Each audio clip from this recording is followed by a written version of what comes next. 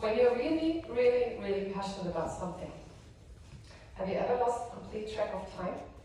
And by that I mean forgetting to eat, forgetting to drink, forgetting to pee. If you answer this with yes, maybe you're neurodivergent. Maybe you don't know yet. Today, we're not talking about fitting in. Today, we'll be talking about how to rethink people, innovation, and potential. And how difference drives progress.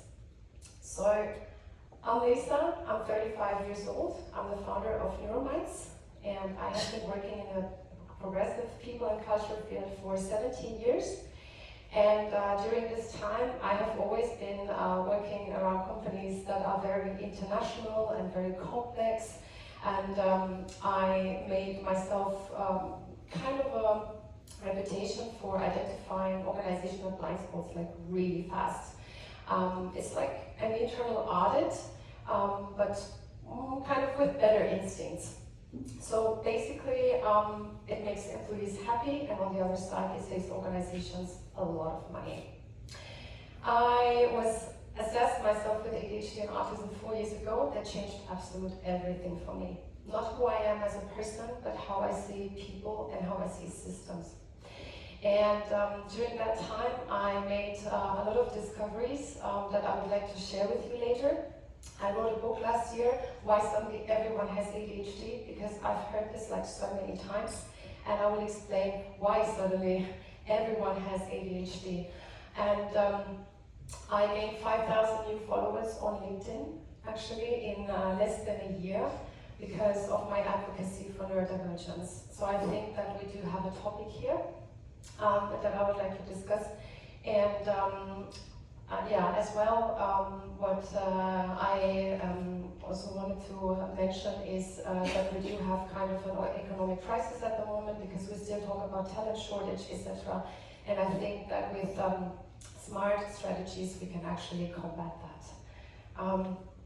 Because 1 in 5 is actually a neurodivergent, and this is quite a significant amount. It's not just a niche. It is quite a large population of people. And neurodiversity, for those who don't know what it is basically the brain is wired differently. We have ADHD, we have autism, dyslexia, and many more. But maybe to make it more easy to understand, let's think of it like tech. We have some people running on Windows and some are running on iOS. Both have the same internet, but they have a different interface. We all know some neurodivergence. I'm pretty sure that you know some of the people that we have here. Albert Einstein with ADHD, Bill Gates with autism, we have Margot Robbie and Will Smith. They also have ADHD, we have Louis Capaldi that has Tourette's, and we have Greta Thunberg. If you like them or not personally is a different story, but they all have something in common, which is they are very influential people. They have millions of people following them for their cause or for their talent. And on top of that, they also have environments that allow them to thrive. We want to lead innovation, especially in Switzerland, but we're still excluding a lot of innovative mind. As I mentioned earlier, we have this talent shortage, but at the end of the day, I came to the conclusion that we do have a system flaw. Because conformity kills creativity and ultimately revenue for a lot of companies. We have nowadays extensive and very lame hiring processes. We have performance theater that is more valuable than actual performance. And we're still talking in 2025 about cultural fit, where in my honest opinion, we should talk about cultural add.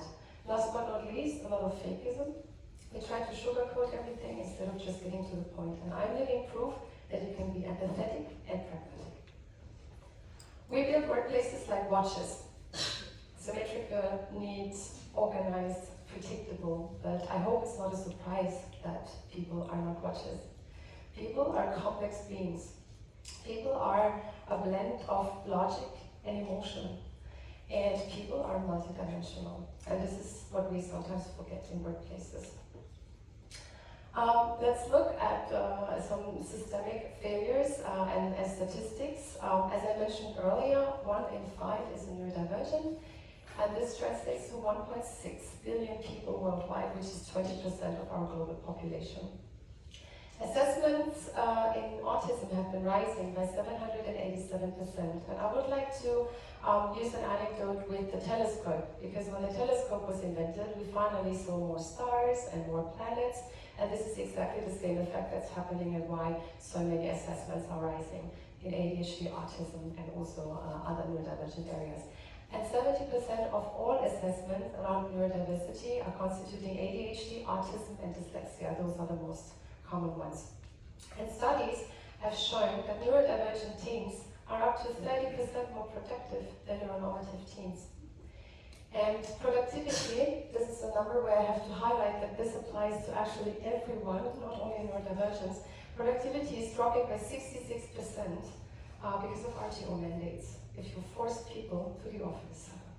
And unfortunately, 80% of all neurodivergents are underemployed, unemployed, or underpaid. And let's look at the strengths of neurodivergence, because they actually bring a lot to the table. And I'm not saying this because I'm neurodivergent myself, but also during the research, I found some very, very interesting key points. They solve problems in a very, very creative way, instantly. They are super loyal and have very, very high sense of integrity. They're natural lie detectors, which is absolutely amazing for certain jobs. And they have pattern recognition, which is really cool. And they're smart, super smart people. They create a very deep expertise in a very short amount of time. They're innovative, very innovative, and really resilient. On top of that, they are naturally curious, very authentic, if you let them. And they connect things that other people miss, and they're very adaptive, especially in moments of crisis. If there is something that has to be fixed, they instantly go into solving mode, instead of analyzing why a problem has happened and how to prevent that in the future, because you can do that later. I would like to share a few stories about myself, but also the findings that I had by talking with neurodivergents. The first one is school. School is a minefield for a lot of neurodivergents because we're different. And at the end of the day, unfortunately, difference is something that subconsciously, maybe sometimes you cannot really fetch. You don't know what is different about that person, so they start treating you mean. And bullying was something that I experienced every single day my entire school time. Not only me, and I'm not sharing this because my story is so unique. I'm sharing this because it is so common. And I think most significant story, and also something I forget to mention in the beginning, is I never went to uni because I've built my career through chaos, curiosity, and I created structure where there was none. So basically, I was 11, 12 years old. We had a mathematics exam. We had 45 minutes time, and I handed back my exam after 30 minutes. My teacher looked at me and he said, well, your results are almost all correct. However, you didn't write down the way how you got to the result.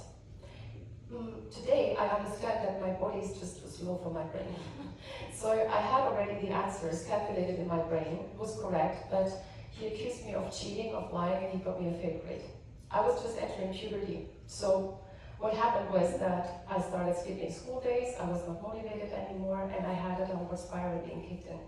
And that was the reason why I never made a bachelor's or master's, besides the fact that I had a lot of employers that were unwilling to actually turn down the percentage of work to 80% so I can do it. And nowadays with 35, I'm like, okay, I don't even want it anymore, which is sad, but it is what it is. And also at work, unfortunately, neurodivergents get fired often, very, very often, because they have very high ethics and morals, and they are very honest. So sometimes they get fired because of misunderstandings. I give you an example. I just recently got shared from someone I spoke to. So basically he said that he was identifying some data has been incorrect in some documentation. He was mentioning it towards his boss, and his boss felt caught out. Because actually the boss wanted to have the reporting wrong. And because of that, he was fired. Another example I just recently had is that someone was being fired because the person was actually telling the boss that they will not commit fraud. And this is something that happens so many times. And the people that keep companies ethical are usually the first ones to go. And that's really a pity. And I think what's also very important is to mention the abuse that neurodivergents have to endure and face at work, in relationships, in family dynamics.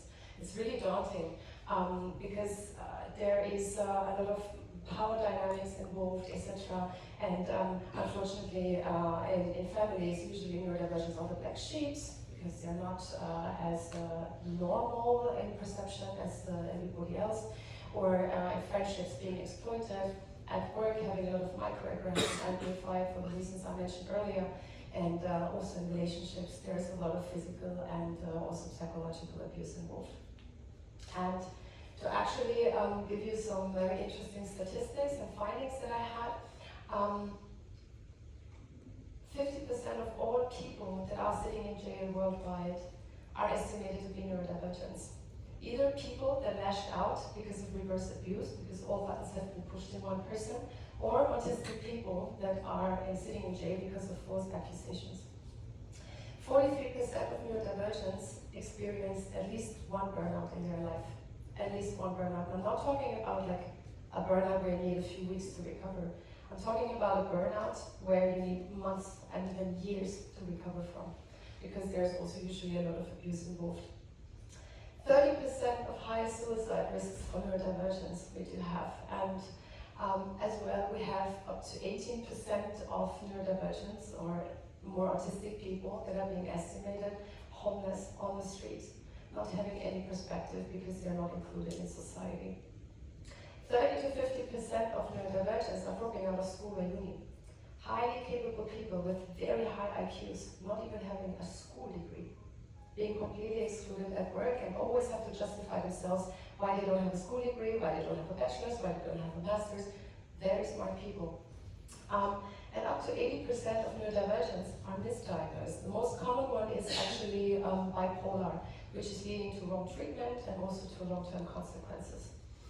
And 20% of neurodivergents claim that they have chronic pain. Which one I have is teeth clenching. I have neck and shoulder pain on a regular basis, which is very common amongst neurodivergents, but as well a lot of cardiovascular diseases and autoimmune diseases because of a constant fight, flight, or risk response.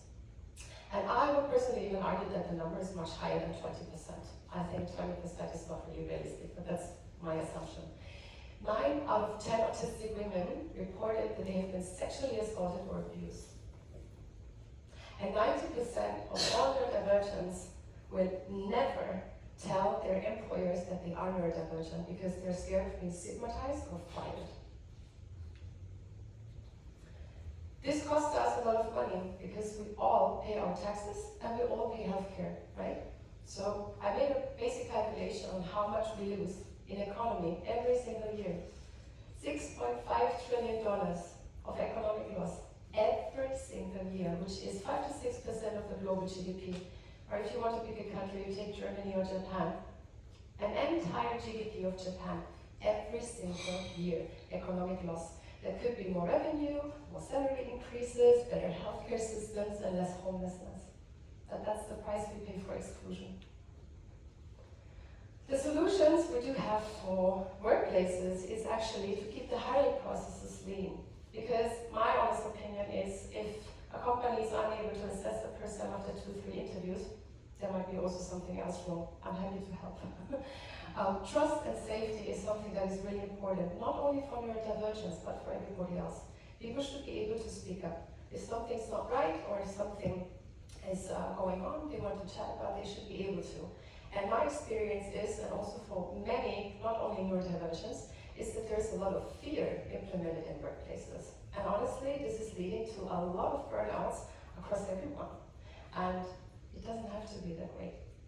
I cannot emphasize more on education, education, education. We have to talk about that as much as we can, because again, we have 20% of our global population being neurodivergent, massively excluded in normal workplaces, unfortunately.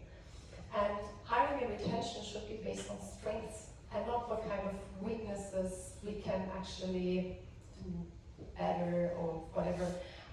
This is the future, in my opinion. And also also contracting. We still have 40-hour contracts. This doesn't work in the future anymore. Our jobs have gotten so complex, the regulatory requirements went up, everyone is just massively overloaded with so much information and the constant fire of having to be reachable all the time. So the better idea would be to do contracts based on outcome. So what is it that you want to achieve as a company and the person that is being hired, and then working on that. And how the person actually gets to the outcome is up to them, because actually that also leads to flexibility, right? We should give people as well the chance to actually work also based on their energy, because sometimes we have good energy, sometimes we have a little less energy. So basically it should be possible to have a little bit of leeway here. And also tied and connected to what I mentioned earlier, the RTO mandates, to go back to the office 5 days a week. This will not be the future, 100%.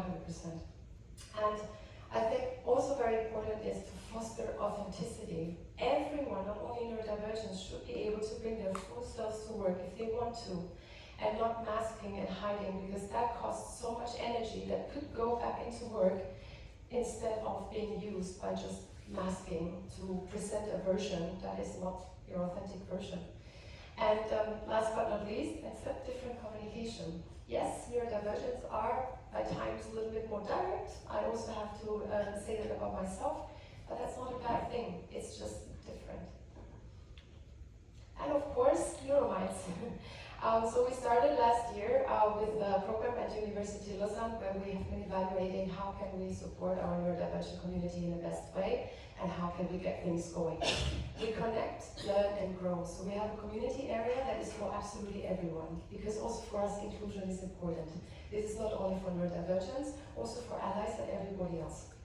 We have a learning hub where we will share latest research and development insights, scientifically, but also backed a little bit by philosophy, because this is what brought us further as a society.